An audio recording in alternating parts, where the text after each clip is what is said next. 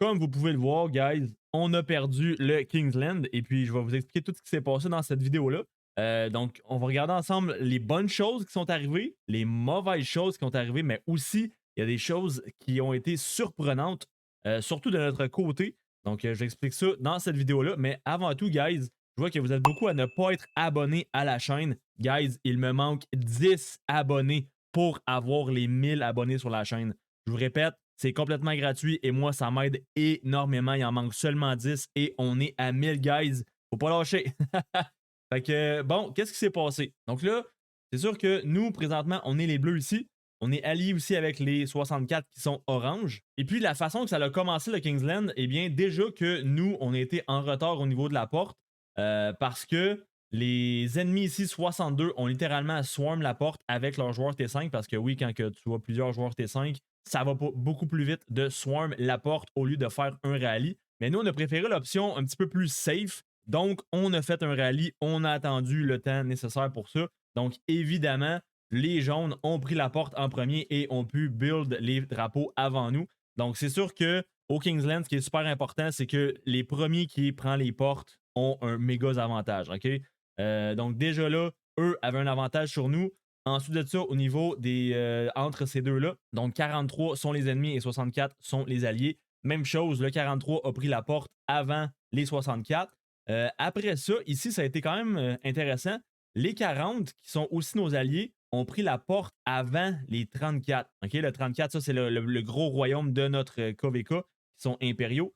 Ensuite, tu as le 40, qui sont les deuxièmes plus forts de ce KVK-là, mais ils ont pris la porte avant le 34. Donc, il y avait déjà de l'espoir à propos de ce 1v1-là. Donc, ça, c'est très bien. Et à ce niveau-là, le 54 et le 50, donc les 54 sont alliés et 50 ennemis. Là, c'est le 50 qui a pris la porte en premier entre les deux. Donc, encore une fois, ils ont eu de l'avance sur leur ennemi. Et puis, ça l'a quand même paru, je vous dirais.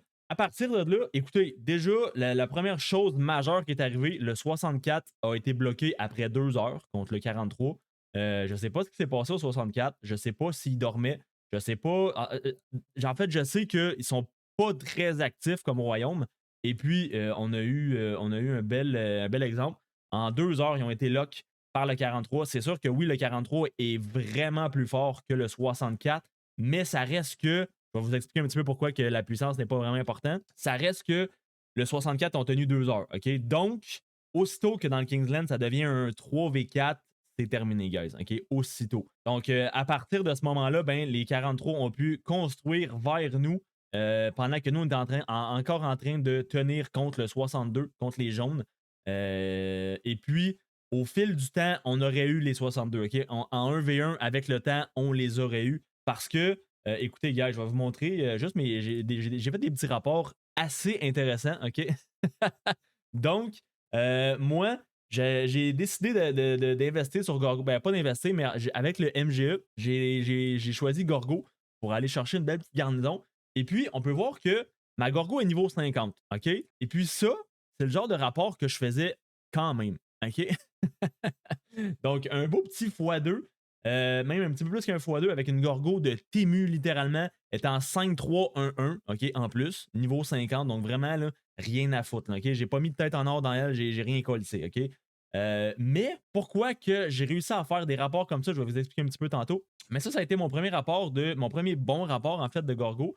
Parce que les autres ont été pas mal moins. Ça a été du positif, mais la majorité, ça a été un pour un. OK? Fait que ça a été vraiment un de mes meilleurs rapports. Mais ensuite de ça, mon deuxième rapport qui est encore mieux. Littéralement, on m'a dit Big, faudrait que tu montes ta Gorgo 60. J'ai dit ah ouais, bah, parfait, je le fais. Je l'ai fait durant un rallye. OK? Littéralement, j'étais en train de me prendre un rallye sur ma garnison. Je l'ai fait durant le rallye, puis ça a donné ça. OK? Donc quasiment un x3. OK? Je répète, ma Gorgo est 5-3-1-1. OK? Sundy est expertisé, mais bon, Gorgo Sundy, c'est pas une garnison, mais ça fait quand même, ça fait la job. OK? C'est sûr qu'en même temps, un rallye Arthur-Achille, c'est pas non plus le meilleur rallye possible. OK? C'est pas. c'est pas. C'est rien de méta finalement. Là, OK? Donc bref, ça a été quand même assez drôle. Fait que c'est ça. Gorgo 5-3-1-1. Et puis, la grosse différence, en fait, c'est vraiment au niveau de mes équipements et de mes attirails. Donc, l'équipement de ma Gorgo, c'était ça ici. Donc, rien de fou, mais quand même tout en légendaire. mais c'est surtout au niveau des attirails. Je pense que vous le savez, gars, je spamme mes attirails depuis, depuis que je les ai. C'est ma fierté sur mon compte. Au niveau des attirails, je suis god tier, OK? Ça, là, ça, c'est les attirails de garnison, littéralement. Parce que, ben là, en plus, j'ai celle-là.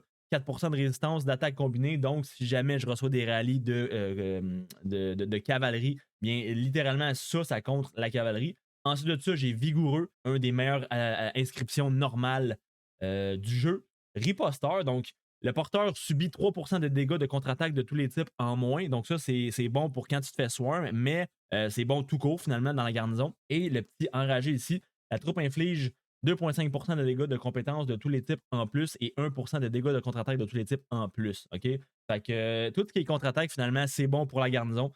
Donc, sans parler des stats, honnêtement, c'est juste incroyable. Fait que c'est pour ça que j'ai ma petite Gorgo, j'ai commencé à l'investir dessus, mais encore une fois, pas de tête en or, je vous rassure. Vraiment juste avec les tops du plus grand gouverneur, j'ai réussi à aller chercher ça. Fait qu'on va. Ça ressemble à ça pour l'instant. Donc là, maintenant, elle est 5-4-1-1. Fait que ça va-tu changer quelque chose? Pas vraiment. J'imagine que oui, mais bon. C'est ça qui est ça. Puis c'est ça. Ben écoute, vu que j'ai probablement les meilleurs attirails du royaume, ou presque, j'avais pas le choix de garnison un peu partout, OK? Fait que c'est ce qui fait en sorte que j'ai pris énormément de morts, OK? Moi, à la base, je voulais pas dépasser 500 000 morts, OK? Là, je n'ai 910 000, ce qui est trop, encore une fois, pour un KVK3. Pour un low spender, c'est trop. Je suis pas à zéro, mais honnêtement, mon DKP, je suis quasiment à 100% de DKP par rapport à ma puissance, OK? Donc, j'ai littéralement tout donné. Tout donné. J'aurais pu continuer encore, mais encore là, ça sert à rien. C'est le KVK3. Le KVK4 arrive dans vraiment pas longtemps. Dans à peu près un mois, on commence déjà le KVK4. Fait que ça arrive extrêmement vite. Puis le KVK4, je vais me zéro moi-même, OK? Donc, plus de ressources, plus de troupes, plus de speed-up, plus rien, pantoute, plus de points d'action, plus rien. Je vais me zéro 100% dans le KVK4. Mais là, ça va être un petit peu plus difficile avec le nombre de troupes que j'ai perdu ici, là. Fait que bref. C'est ça qui arrive, guys, quand vous faites de la garnison. Les morts, vous en prenez énormément sans vous en rendre compte. Fait que c'est ça qui est ça. Mais aussi, ce qui est bien, j'ai 19 millions de blessés graves sur 25 millions pour les belles petites récompenses ici. Donc, je vais aller essayer de le chercher d'ici la fin du KVK. Il reste quand même 17 jours, je crois. C'est amplement faisable, mais il va quand même falloir que je le fasse, ok, que je travaille. Donc, ça, c'est vraiment cool à ce niveau-là. Mais sinon, j'ai même fait un beau petit rapport de rallye. Donc, il est juste ici. En fait, moi, j'ai fait un rallye juste pour tester, pour faire une diversion. Donc, j'ai fait un rallye avec mon QSH et YSG. Et on peut voir que ça a été assez fructueux. OK? Au niveau des morts, c'est quasiment un pour un, mais au niveau des blessés graves, complètement incroyable. Au niveau du kill point, complètement incroyable aussi. En fait, la raison, c'est simple, c'est parce que je me suis fait extrêmement swarm. OK? Donc, on peut le voir que ça, c'est toutes les swarms, là. Parce qu'en soi, la garnison, écoute, c'était littéralement Ethelfleda YSG, fait que ça ressemblait à ça. Fait que de base, c'était quasiment un 2 pour 1. De base, c'était ça, OK? Mais c'est vraiment les swarms. Les swarms, honnêtement, je me suis gâté. Regardez ça, 1,3 million à 27 000.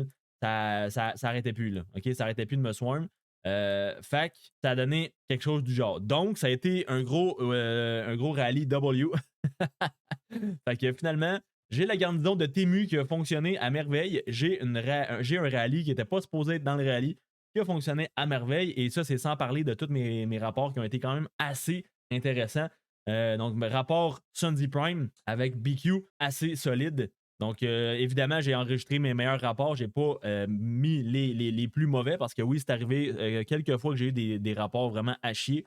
Parce que ça reste que je jouais quand même contre beaucoup de T5, OK? Que nous, dans notre royaume, on en a 9 et que peut-être la moitié d'entre eux étaient vraiment actifs. Donc, il n'y avait pas beaucoup de frontline, OK? Donc, finalement, c'était moi la frontline. C'est ça que ça veut dire, OK? Donc, j'ai quand même fait des beaux petits rapports comme ça. Donc, bref, c'est ça qui est ça pour mes rapports. Mais sinon, ce qui est arrivé, guys, ici, c'est que littéralement, OK, un coup que les 43 sont arrivés à nos drapeaux et qu'on continuait de se battre contre le 62, eh bien, guys, c'était un 2v1, OK? On était littéralement contre les deux royaumes en même temps. Fallait qu'on les tienne des deux côtés. Fallait qu'on fasse la garnison des deux côtés, des rallyes des deux côtés. Ben, on faisait pas de rallye, on faisait vraiment juste survivre à ce niveau-là. Mais ce qui est vraiment incroyable de notre royaume, c'est qu'on a tenu le 1v2 pendant 4 heures et demie.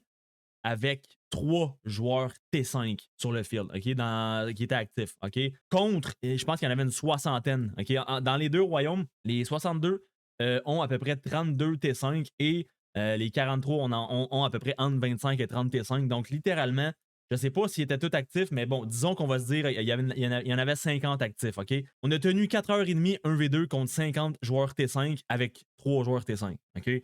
Ça a été juste incroyable. Je pense qu'à ce niveau-là, on a surpris tout le monde. Ça a été vraiment incroyable. En plus de ça, le 64, normalement, entre guillemets, sont plus forts que nous. Mais notre avantage, c'est qu'on est très actif. OK? Ça, c'est une de nos grosses forces. On est super actif. Malgré qu'on ait beaucoup de deadweight, ça reste qu'on est quand même actif. Et c'est ce qui nous a permis de faire 1v2 pendant 4h30. OK? Donc, littéralement, le Kingsland, en fait, nous, on a été bloqués après 6h30 à peu près. Donc, ça a pris 2 heures avant qu'eux se fassent bloquer. Ensuite de ça, on a fait 4h30 ici, le 1v2. Donc, à peu près en 6h30, on a été bloqué. Donc, après ça, ça a été le tour des roses, donc le 54. Ce qui arrive avec le 54, c'est que c'est un royaume qui a beaucoup de Vietnamiens. Donc, littéralement, après le 6 heures que nous, on a été bloqués, ben, eux, littéralement, c'était la nuit pour eux. OK? Donc, évidemment, ils se sont fait rendre tout leur territoire, tout leur drapeau, et c'est comme ça qu'ils se sont fait bloquer. Et ensuite de ça, ben, le 40, honnêtement, le 40, shout out à toutes vous parce que vous êtes des vrais warriors. Il y avait, en fait, leur territoire ressemblait à ça, OK? Littéralement, tout le Kingsland, leur territoire était vraiment juste à ça. Ils n'ont pas vraiment push, mais ils n'ont pas vraiment perdu non plus de territoire pendant à peu près 6 heures, OK? Puis même qu'il y avait un drapeau juste ici qui a littéralement tenu pendant 10 heures. Donc, dans mon live du Kingsland, j'ai vérifié, OK, les rapports de ce drapeau-là des rouges. Et puis, il a tenu littéralement pendant 10 heures, ce drapeau-là. Il n'a jamais tombé. Il a brûlé peut-être quelques fois, mais il n'a jamais tombé.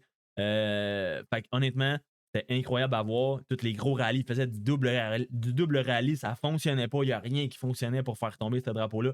Fait que les 40, 38-40, shout-out à vous, vous êtes des machines. Un coup que c'est devenu 1v3, ben là, évidemment, même le 40, même n'importe quel royaume ne peut pas tenir le 1v3 pendant longtemps. OK? Fait que c'est juste une question de chiffres et de nombres à partir de là. Donc, évidemment, les rouges se sont fait bloquer en dernier. OK? Fait que c'est ça qui est ça, guys, pour le Kingsland. Il y a eu beaucoup de choses. Il y a eu beaucoup de choses. Donc, la porte 8 ici va être ouverte des deux côtés dans à peu près 3 jours. Donc, 2 jours 12 plus 12. Ouais, c'est ça, exactement 3 jours. Donc, le jeudi, le 2 avril, la porte 8 va être ouverte de tous les côtés. Donc, on va devoir défendre. Donc, je pense que les plans, c'est vraiment que nos 3 alliés défendent le plus possible et qu'on voit ce qui se passe. Parce que là, on voit déjà que tous les ennemis se sont téléportés dans le Kingsland. Donc, ils n'ont pas l'intention de surrender pour les récompenses. Okay? Eux autres, ils ont l'intention de rentrer dans le tas. Puis voilà. Fait que les combats sont pas terminés. Par contre, le Kingsland, je pense qu'il est pas mal fini, à moins qu'il se passe quelque chose d'inattendu. J'en dis pas plus parce que je sais qu'il y a des ennemis qui m'écoutent. Mais on verra bien. On verra bien ce qui se passe. Donc, sinon, guys, ben écoute, ça ressemble à ça, mon KVK 3 pour l'instant. C'est pas encore une défaite à 100%, mais on est quand même pas loin. Je pense qu'on peut dire quasiment un 95% des chances qu'on perde ce KVK-là, même plus que ça, peut-être même 99%. Mais on sait jamais ce qui peut arriver. On sait jamais si le 43 décide de trahir tout le monde parce qu'ils ont beaucoup de Français dans le 43. Fait que si jamais ils disent « Hey man, les 55 sont malades, j'aime le roi, j'aime Iron, ok, on va les rejoindre, on va les aider, on bat nos let's go, on les trahit, on fait un 5v3, puis let's go, bang, revirement de situation, puis on sait jamais, guys. OK? On sait jamais ce qui peut arriver. Tout peut arriver dans ce genre de jeu-là. Fait que voilà. Pour l'instant, c'est ça qui est ça, guys. Donc, j'espère que vous avez apprécié cette vidéo-là. Si oui, abonnez-vous, guys. Encore une fois, il me manque 10 abonnés seulement pour atteindre les 1000 abonnés. C'est complètement incroyable. Merci à tous pour votre soutien. Likez la vidéo, abonnez-vous, et puis nous, on se retrouve très bientôt. Peace!